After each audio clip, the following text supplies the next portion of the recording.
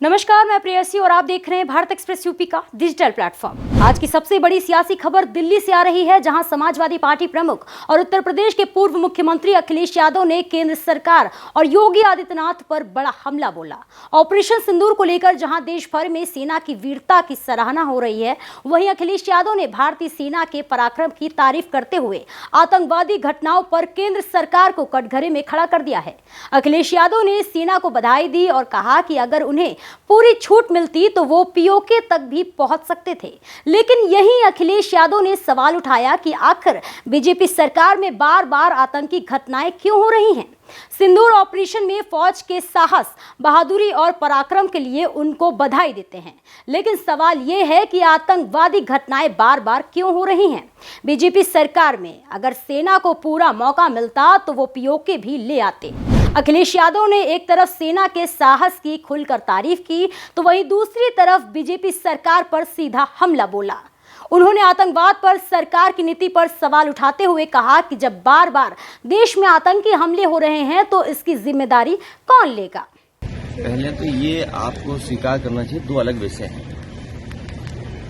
सिंदूर operation में फौज के साहस का, फौज की बहादुरी का, फौज के पराक्रम का उनको हम बधाई देते हैं। जिन परिस्थितियों में उन्होंने मुकाबला किया और उन्हें अगर और मौका मिलता तो हो सकता था पीओके भी वो ले लेते। जहां तक पहलगांव का सवाल है, जब चर्चा पहलगांव पर होगी, उससे पहले भी एक घटना हुई है। आखिर उसकी भी जानकारी अभी जनता को नहीं मिली है और आप तो जागरूक लोग हैं।